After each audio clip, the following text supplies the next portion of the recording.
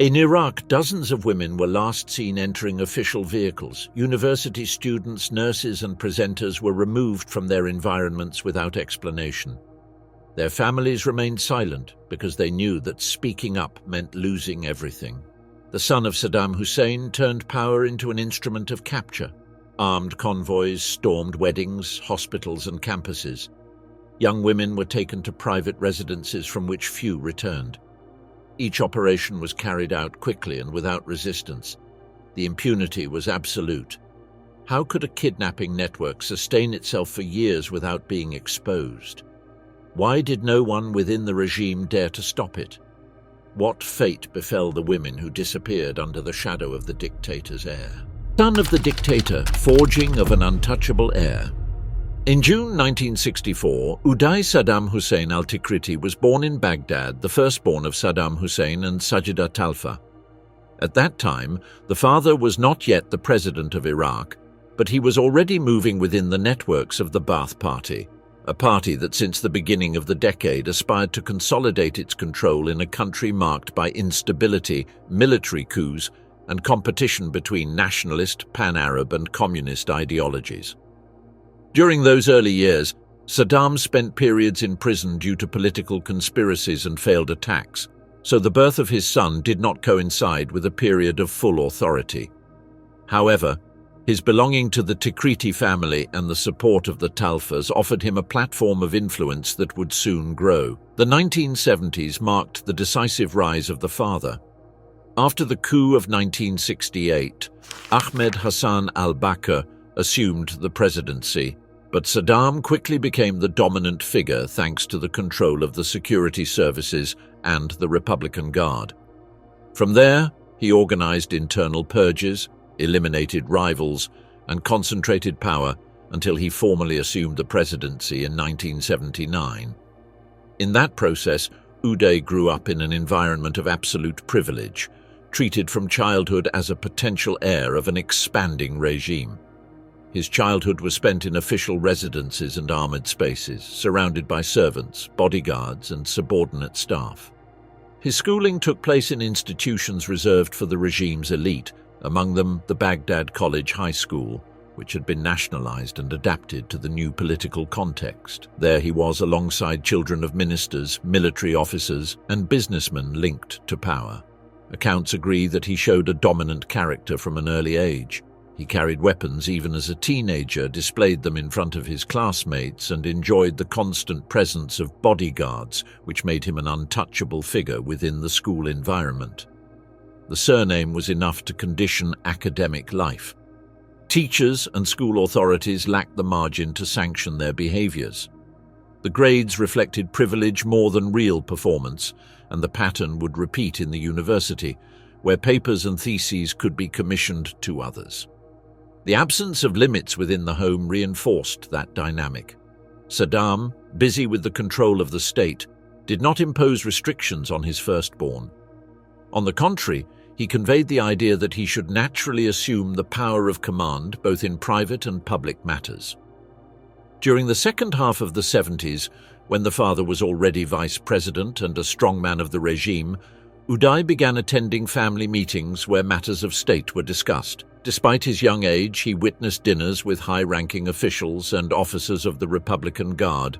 The mere fact of being present in those spaces exposed him to the culture of repression, to the mechanisms of internal control, and to the normalization of violence as an instrument of power.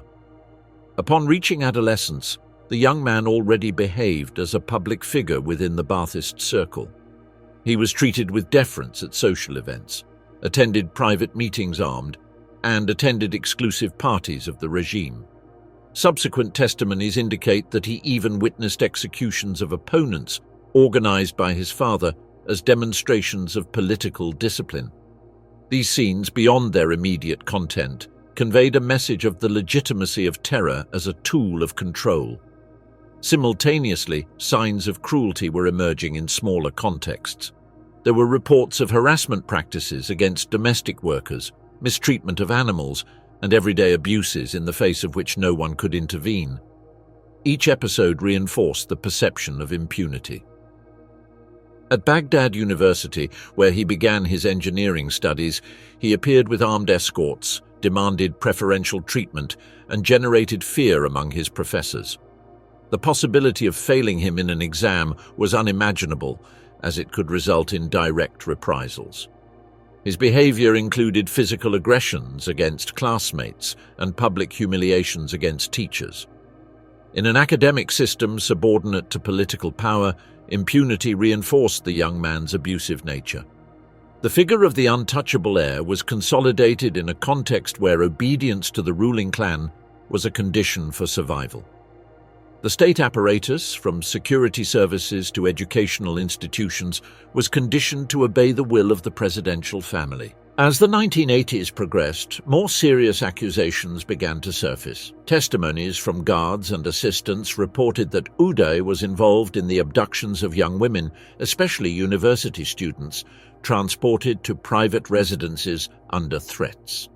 These incidents were rarely officially recorded, as affected families were intimidated or directly punished if they attempted to report.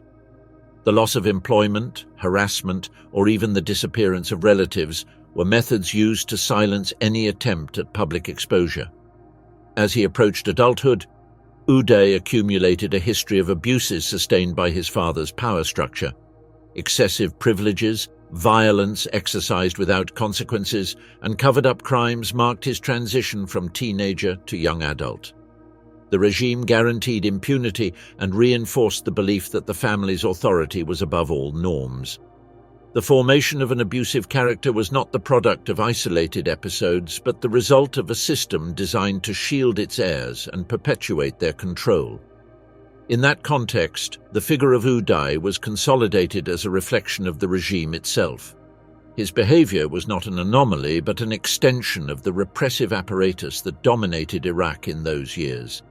The absence of limits, the use of violence as a daily resource, and the unconditional support of state institutions marked an initial stage that anticipated increasingly visible episodes of brutality. Luxury as a mask, golden palaces in a hungry country. During the 80s and 90s, while Iraq was going through military conflicts, international sanctions, and a progressively weakened economy, Uday Hussein built around him a sphere of excessive ostentation. His status as the presidential firstborn granted him unrestricted access to state resources, undercover imports, and smuggling networks operated under the regime's protection. In a country subjected to growing deprivations, his lifestyle represented a radical contrast. One of the most visible elements of that ostentation was the car collection. Intelligence reports and employee testimonies indicated that he accumulated hundreds of vehicles in private garages distributed in Baghdad and in other cities. There were luxury European models, North American sports cars, and armored cars adapted for his personal use. Maintaining this fleet required permanent teams of mechanics and drivers dedicated to keeping operational vehicles that were rarely used frequently. The car was more than a consumer object. It functioned as a tool of intimidation. When his caravan traveled the avenues of Baghdad, escorted by armed all-terrain vehicles, merchants hurriedly closed their shops and passers-by left the sidewalks. The sound of the high-end engines anticipated arbitrary inspections, kidnappings, or acts of violence, so the mere sight of his cars generated an immediate void in public spaces. The residences in which he lived reproduced the same logic of excess. In Baghdad, he had mansions in affluent neighborhoods like Mansour and in the Radwaniyah area near the airport. He also owned properties in Mosul and in Tikrit, the family's hometown. Each one was equipped with imported furniture, indoor pools, private movie screening rooms, and advanced security systems for the time. Some included zoos with exotic animals like lions and tigers kept in cages within the gardens, a sign of luxury turned spectacle. The parties held in these residences became a constant expression of power.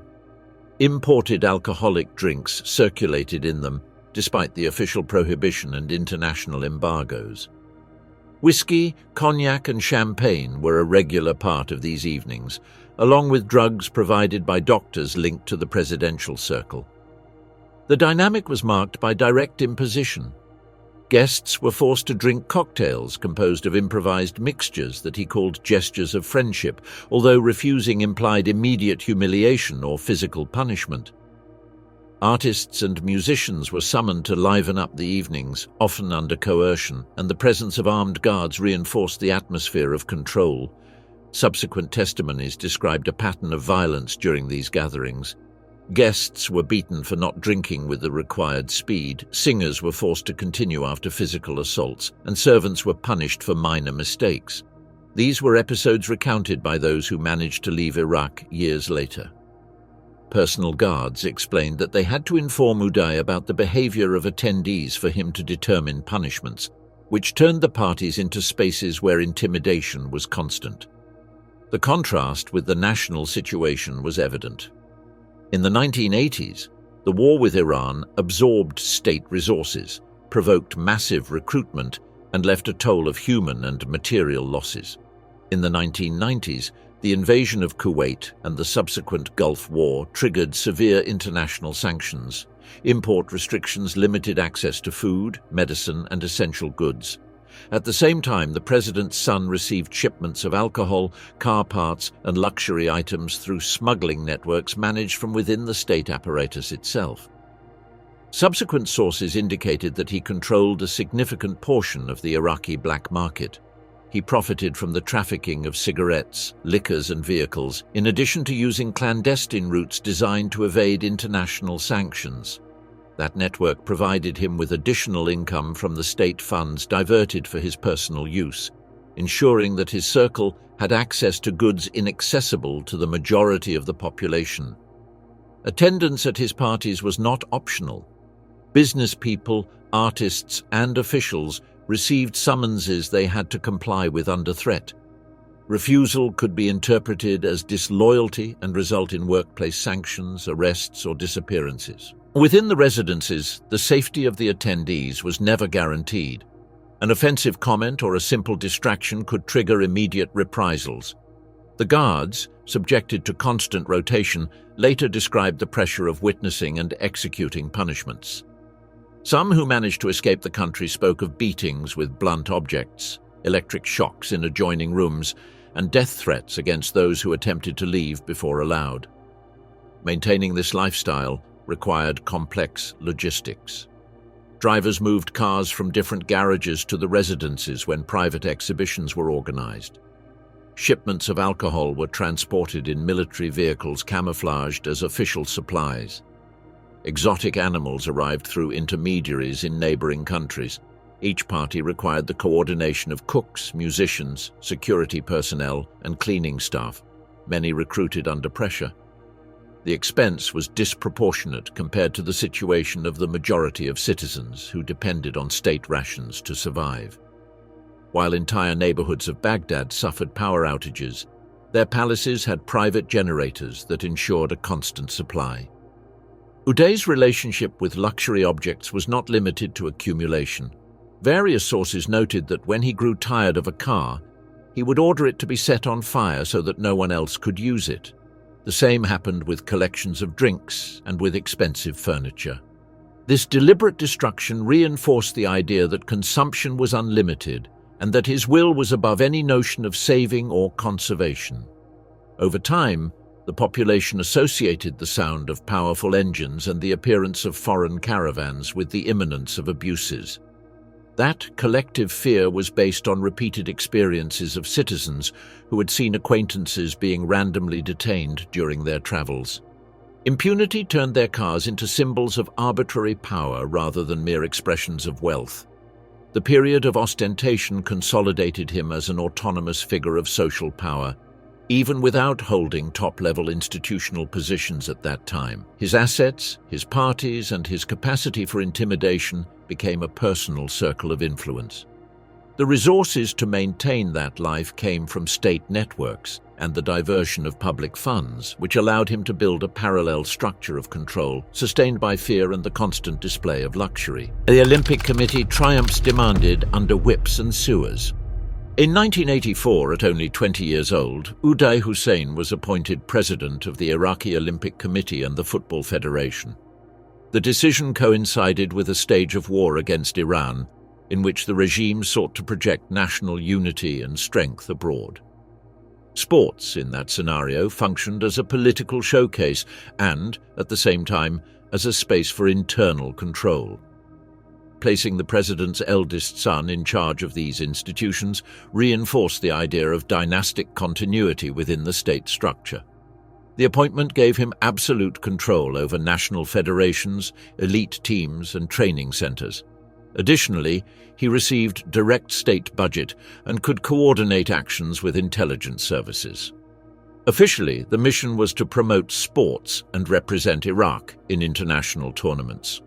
In practice, the committee transformed into an entity subjected to his personal command, serving as a stage for the imposition of authority and application of punishments.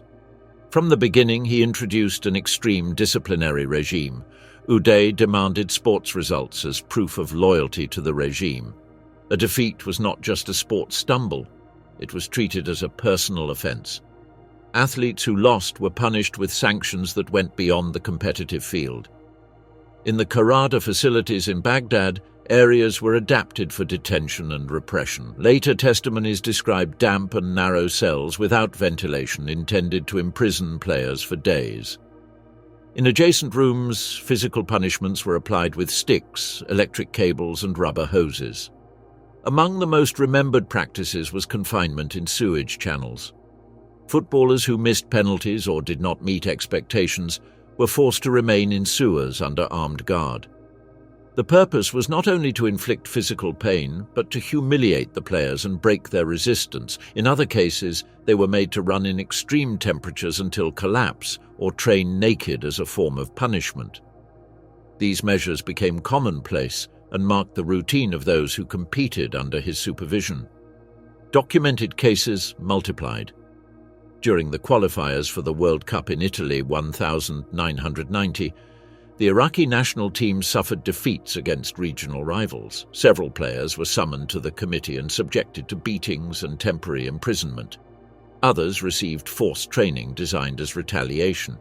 Those who survived recounted that each match was played under the direct threat of sanction. The same happened with boxers who returned without medals in the late 1980s. They were whipped and confined in cells for weeks. Some witnesses claimed that Uday personally observed some of the punishments applied by guards assigned to the committee. Swimming was not exempt either.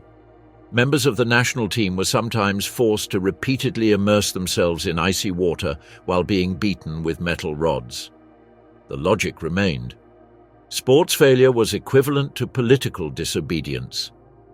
Under that premise, the athletes represented not only the country in competitions, but also Uday's personal authority.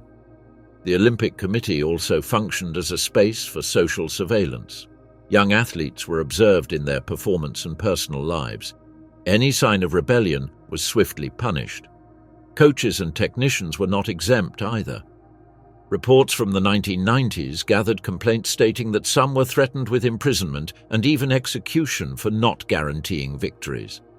Although the threats were not always carried out, the possibility of extreme reprisals was enough to impose obedience. Control also extended to referees and officials. Incidents were documented in which local referees were beaten after decisions that displeased Uday during national matches.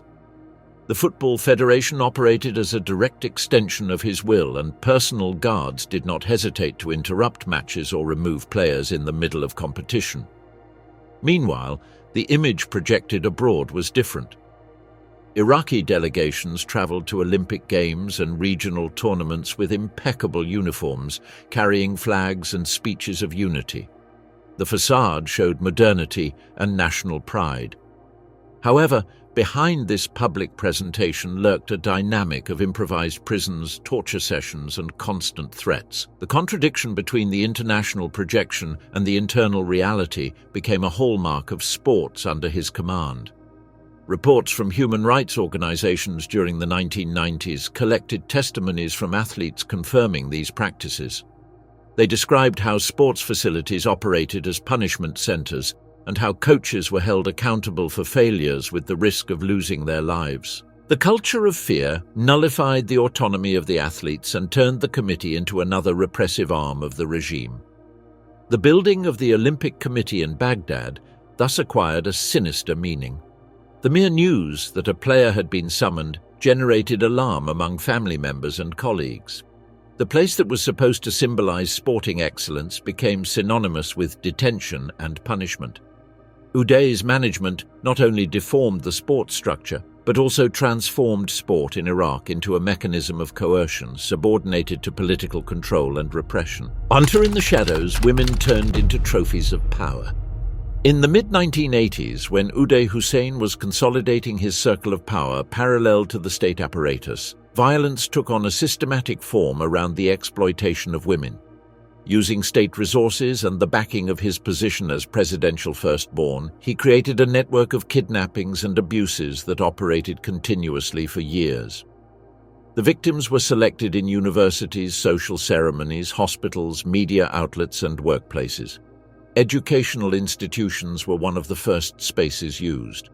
Mukhabarat agents attended faculties to create lists of students who stood out for their appearance or visibility in public activities. Young individuals selected were summoned under official pretexts, such as interviews for scholarships, award ceremonies, or invitations to television programs controlled by the regime.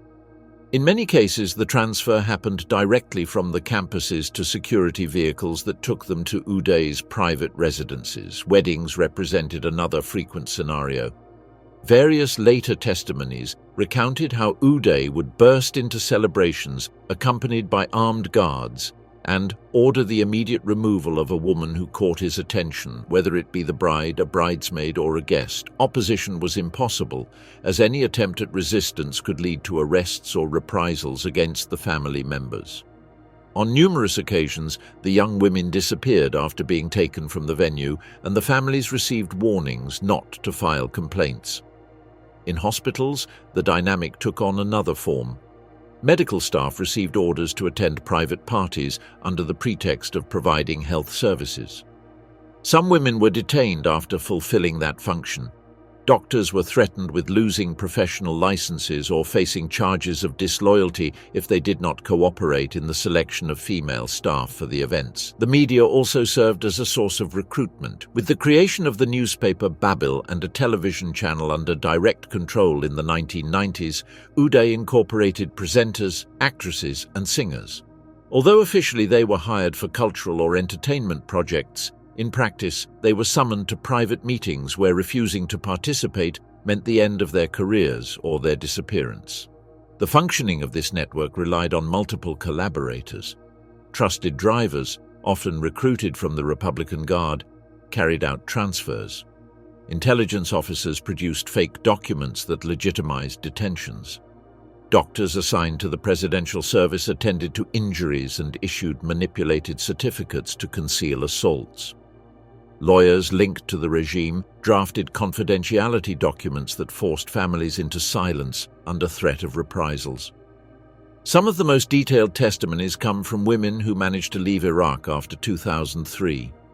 A student from Baghdad recounted being taken from her college under the pretext of an interview for an international scholarship. She was taken to a private residence, held for days, and then released with visible injuries, while her family was ordered not to speak in public. Another testimony reported the kidnapping of a young woman during a family wedding. Escorts took her from the hall while the guests remained motionless. She reappeared weeks later with signs of violence, and her family was punished with dismissals and direct threats from intelligence. There are also stories of women who never returned. Some were last seen entering official vehicles or being escorted by guards in hotels and ministries. Documents found after the fall of the regime in 2003 contained lists with personal data, ages, and addresses of young women, which confirms an organized record of victims. Many of those names never reappeared in civil or judicial records. Uday's mansions functioned as private detention centers. Residences in Baghdad, Mosul, and Tikrit were equipped with soundproof rooms, reinforced doors, and restricted surveillance systems. After the invasion of 2003, journalists and investigators found metal beds, shackles, and recording cameras in several of these properties. Inscriptions with names and dates appeared on the walls of closed rooms, evidence of the presence of detained women. The Radwania complex near the airport included underground sections divided into narrow cells that barely allowed sitting or lying down. Remains of medications and medical material were found, indicating that doctors intervened to treat injuries or cover them up. In the Mosul residence, hidden rooms were located behind false panels and unventilated spaces, confirming the use of these properties as clandestine prisons. The operational pattern was consistent: identification in public spaces, transport in official vehicles, detention in private residences, imposition of silence on families, and concealment of evidence through the state apparatus. Former guards stated that Uday did not hide when carrying out these acts. During private parties, he would often publicly display the selected women before taking them to separate rooms.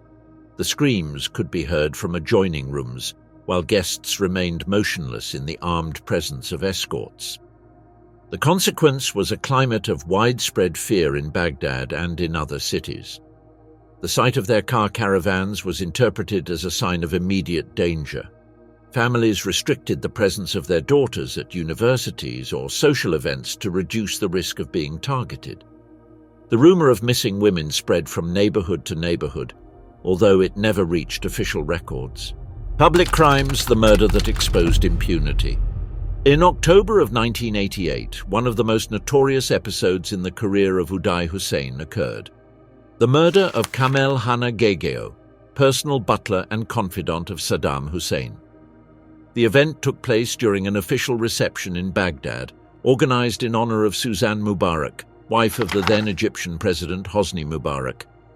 Among the attendees were foreign diplomats, high-ranking military officers, and members of the country's political elite. Kamel Hanna was a figure very close to the presidential family. He fulfilled the functions of butler and confidant of Saddam, in addition to facilitating private relationships.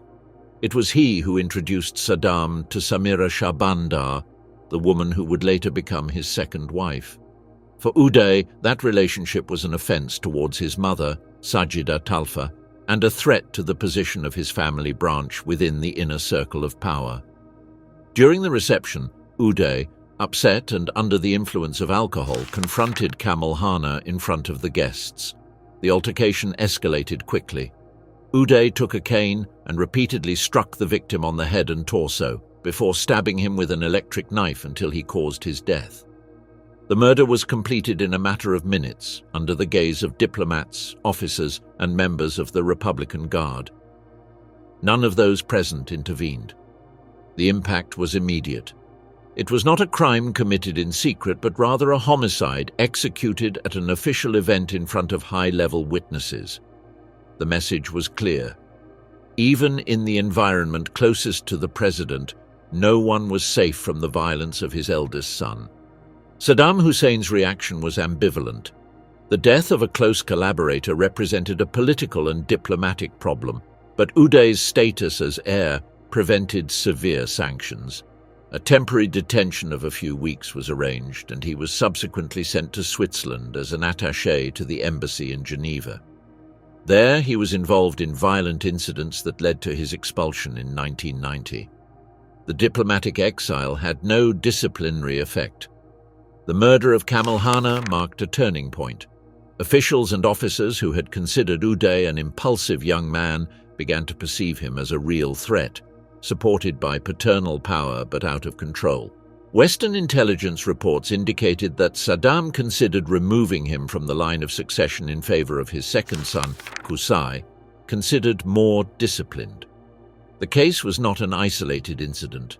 Over the years, Uday committed other homicides in the context of private parties and social gatherings. His excessive alcohol consumption and tendency towards violence often resulted in assaults against guests, employees, or even friends. Sometimes the victims did not survive. One of the recurring patterns was the obligation to drink large quantities of alcohol during their meetings. Those who refused were beaten by guards or directly attacked by him. Some died as a result of the beatings. Others were summarily executed after arguments. Former collaborators recounted that these deaths were used as demonstrations of power. The bodies were removed by security personnel and rarely got to be recorded. Official versions attributed the deaths to traffic accidents, health problems, or common brawls, while the press, controlled by the regime, never disseminated alternative information. Impunity reinforced his reputation as untouchable. The fact of publicly murdering a collaborator of the president and receiving only a symbolic punishment showed that he was beyond the reach of justice. Within the political elite, this episode generated a climate of fear and silence. Officials and ministers privately commented on his dangerousness, but avoided expressing it in public. Many sought to keep their families away from places where he might be present. The rumors about his conduct multiplied. There was talk of murders at parties, of disappeared bodies, and of punishments applied as a warning. Although not all the accounts could be confirmed, the pattern coincided in the idea that any encounter with him could end in violence. In the diplomatic sphere, the assassination of Kamal Hana left a significant mark. Foreign witnesses informed their governments, and the episode was recorded in intelligence reports as an example of Uday's unpredictable character. Although the regime tried to downplay it, the news circulated among embassies and reinforced the perception that he represented a factor of instability even within the closest circle of Ba'athist power. During the 1990s, new incidents consolidated that image. He was pointed out as responsible for shooting at collaborators after arguments in a state of inebriation. A repeatedly cited case was that of a close friend forced to drink excessive amounts of alcohol and who passed away shortly after, while the official version attributed the death to a heart attack. Deaths of bodyguards punished for minor mistakes, such as failing in security checks, were also mentioned. The combination of public homicides, covert deaths, and extreme punishments consolidated Uday as a feared and unpredictable figure. For the Iraqi elite, the message was unequivocal. Any incident could have fatal consequences. The public murders acted as warnings directed both towards the inner circle and towards society in general.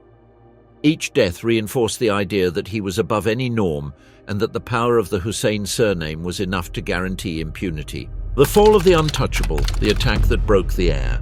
In December of 1996, Uday Hussein was the victim of an assassination attempt that decisively altered his personal life and his position within the Iraqi regime.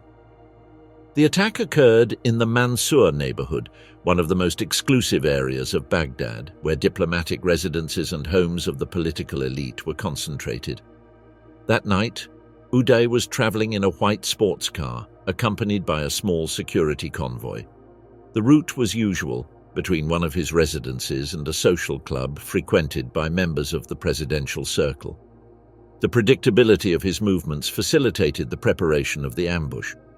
According to subsequent reports, an armed group intercepted the convoy on a main avenue. The attackers used automatic rifles and opened fire on Uday's vehicle, striking the body and windows with a burst of projectiles.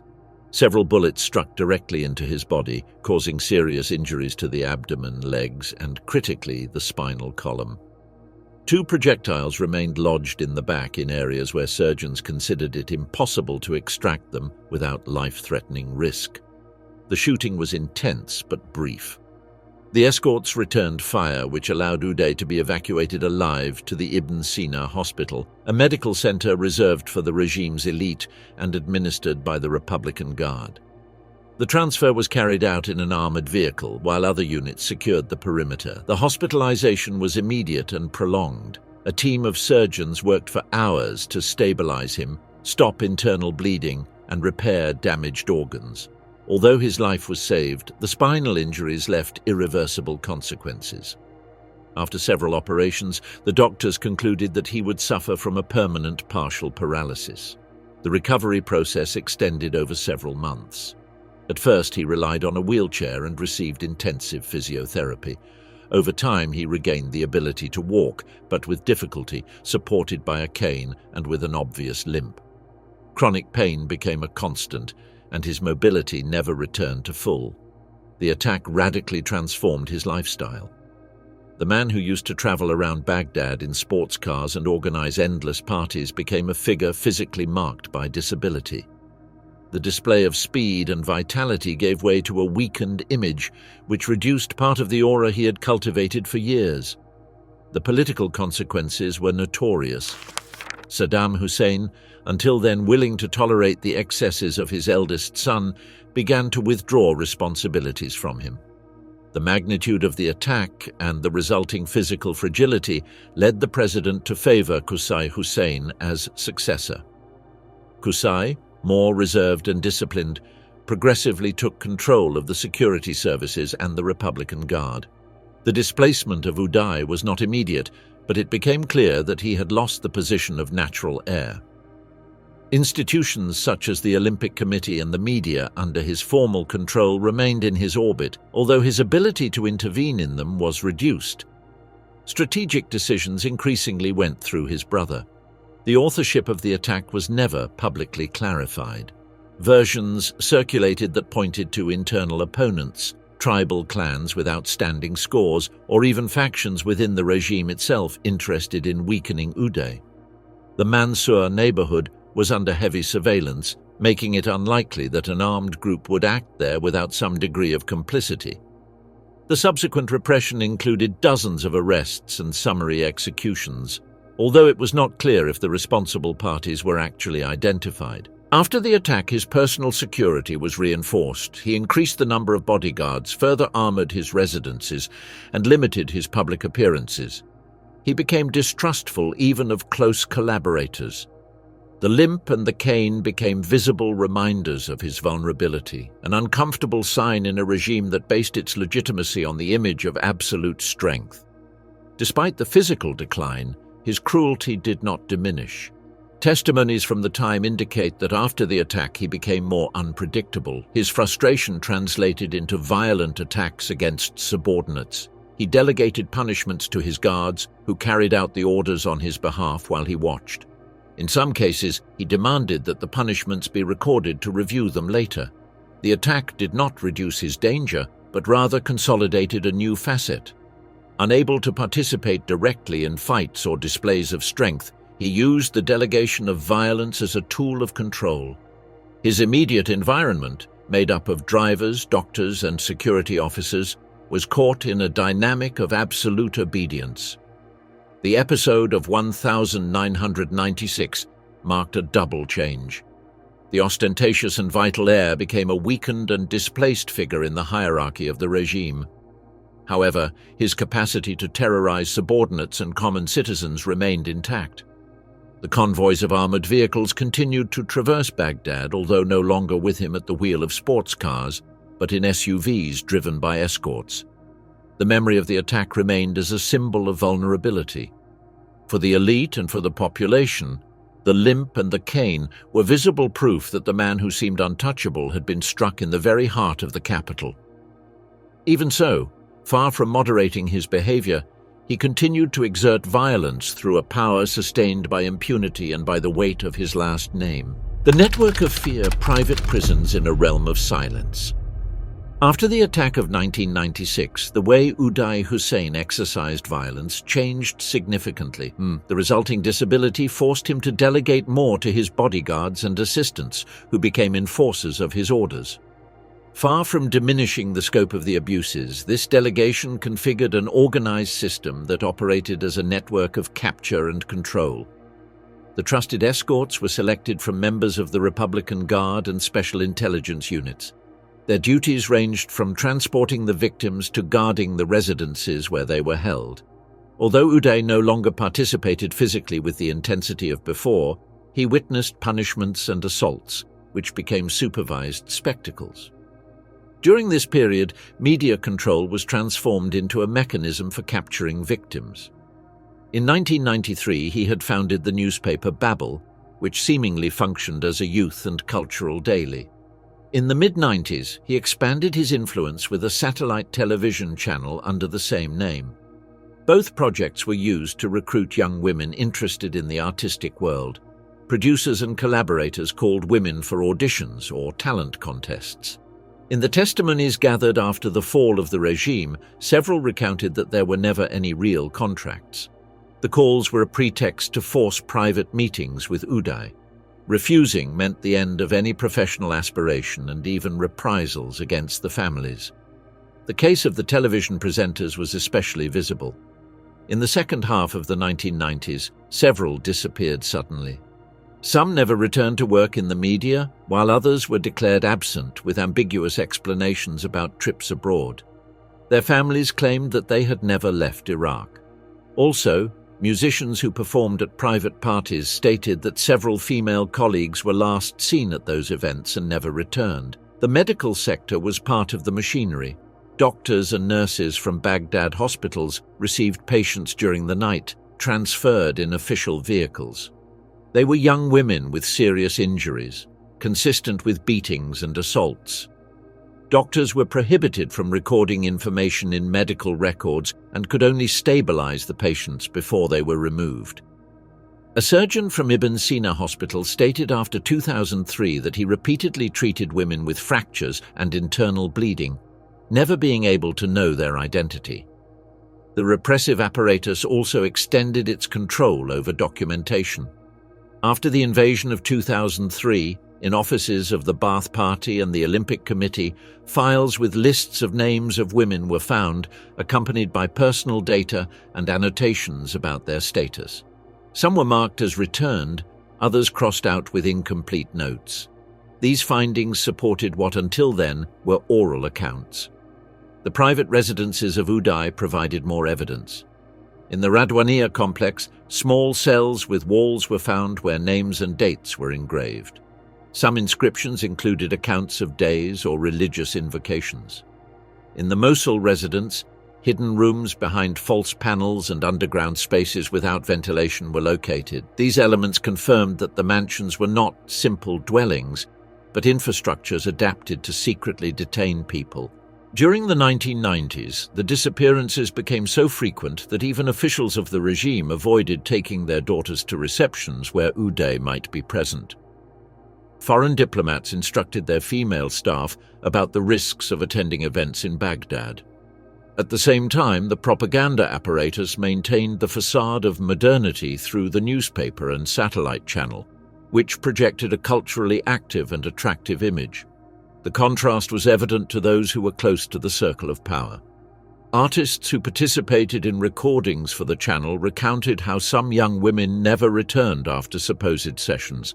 Producers simply replaced them with new candidates, in a repeated cycle that did not allow questions. The network of violence also included private prisons managed by security units loyal only to Uday. These groups, independent of official ministries, operated the cells of their residences and organized discreet transfers. The guards received high salaries and privileges, but their loyalty was absolute. Defectors confirmed that any escort showing doubts could become a prisoner. A former bodyguard recounted that he accompanied nighttime transports of women from universities to private residences. He described unmarked vans escorted by armed SUVs, which entered the properties where the victims were handed over to a small group of trusted men. The consequences for families were devastating.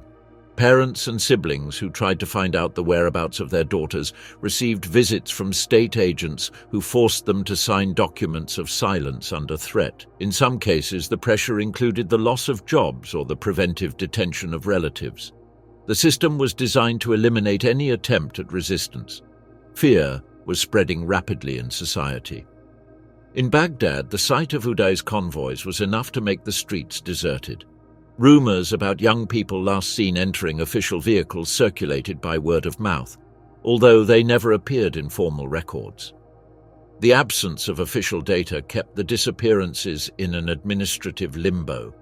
The discovery of documents in 2003 and the inscriptions in the cells provided material evidence of a systematic pattern. The lists with names, spaces adapted for isolation, and the testimonies of doctors and guards confirmed that there was an organized and prolonged network over time. The 90s, marked by international sanctions and isolation, was the setting in which that network reached its greatest expansion. The control of media guaranteed a constant flow of victims, while political repression ensured silence. Mansions converted into private prisons became symbols of the absolute power exercised by the president's son, even as Iraqi society faced scarcity and deterioration in their living conditions. The final hunt, the end of the dictator's son. In March of 2003, the invasion of Iraq began, led by the United States and supported by an international coalition. The stated objective was to overthrow the regime of Saddam Hussein under the accusation of possessing weapons of mass destruction and having links with terrorist organizations. From the early days, the military campaign combined intensive air bombings on Baghdad and other strategic cities with the ground advance of armored divisions coming from Kuwait and the south of the country. The collapse of the regime was swift. At the beginning of April, American troops had already entered Baghdad. Ministries, Ba'ath Party headquarters, and governmental buildings were occupied or destroyed. The military apparatus crumbled within a few weeks. The image of Saddam's statue, toppled in Firdos Square, became a global symbol of the fall. At the same time, the closest figures to the dictator, including his sons, became priority targets in the military campaign and the subsequent hunt. Uday and Uday Hussein managed to escape from Baghdad shortly before the arrival of American forces. According to later reports, they moved towards the north of Iraq, where they had tribal support networks and safe houses. For months they changed residences, hiding in villas protected by former members of the Republican Guard and loyal to the Ba'ath Party. The movement between Mosul, Tikrit and other localities was carried out in discreet vehicles and with reduced escorts to avoid aerial detection and military checkpoints. The United States government drew up the list of the 55 most wanted from the regime, represented in a deck of cards distributed among the troops. Uday was listed as the Ace of Hearts, reflecting his hierarchical importance and the priority of his capture. The distribution of the deck aimed to motivate the units in the field and at the same time send a message of systematic dismantling of Saddam's inner circle. The search operations intensified during the summer of 2003. On the 22nd of July, American intelligence received precise information that Uday and Uday were in a residence in the Al-Falah neighborhood of Mosul. The house belonged to a businessman loyal to the regime who had offered refuge to the family. Inside were also Mustafa, Uday's teenage son, and several bodyguards. The capture mission was assigned to the 101st Airborne Division, with support from special operations teams known as Task Force 20. From the morning, the troops surrounded the residence and established a security cordon in the adjacent streets. Through loudspeakers, the occupants were urged to surrender, but the response was direct fire from inside. The confrontation lasted for about 4 hours. Apache helicopters were flying over the area, while Bradley armored vehicles and Abrams tanks closed the accesses. From the house, the occupants fired with automatic rifles and launched rocket-propelled grenades, causing casualties among the soldiers. The response included the use of anti-tank missiles and light artillery shells against the structure. As the hours passed, the American forces resorted to the use of rockets and a helicopter that launched Hellfire missiles against the dwelling. The explosions destroyed part of the building and caused internal fires. The resistance diminished until it ceased completely. When the troops finally entered the residence, they found the bodies of Uday, Uday, Mustafa, and the bodyguards. The initial identification was done through physical descriptions and then confirmed with dental and medical records. The official confirmation was communicated a few hours later when the American command publicly announced the death of Saddam Hussein's 2 sons. The photographs of the corpses were released by international media and shown on screens in Baghdad. The purpose was to show evidence of the elimination of key figures of the regime. The reaction of the population was diverse. In some neighborhoods, the news was celebrated with gunfire and expressions of relief. In others, loyalty to the Ba'ath Party or fear of reprisals generated silence. For numerous families of victims, the images confirmed that those responsible for years of abuse would no longer return to exercise power. The legacy of fear that Uday had left was profound. Kidnapped women, punished athletes, humiliated officials, and eliminated collaborators formed a collective memory that did not disappear with his death. The documents found in his residences, the lists of missing women, and the cells with inscriptions on the walls remained as evidence of the crimes committed. The elimination of Uday and Qusay was presented by the American forces as a strategic achievement that weakened the regime's ability to reorganize in hiding. It was also a message that the coalition would pursue Saddam's closest members to the end. For the Iraqi people, July 22, 2003 was marked as the day the president's sons were killed in Mosul after resisting several hours of combat against infantry units and special forces. With his death, the symbols of inherited power crumbled. The palaces used as residences and private prisons were abandoned. The garages full of luxury cars became empty depots. The offices of the Olympic Committee and the newspaper Babil were looted and destroyed. Uday's personal apparatus, which had operated for decades as a network of violence and control, disintegrated along with the political structure that had protected it.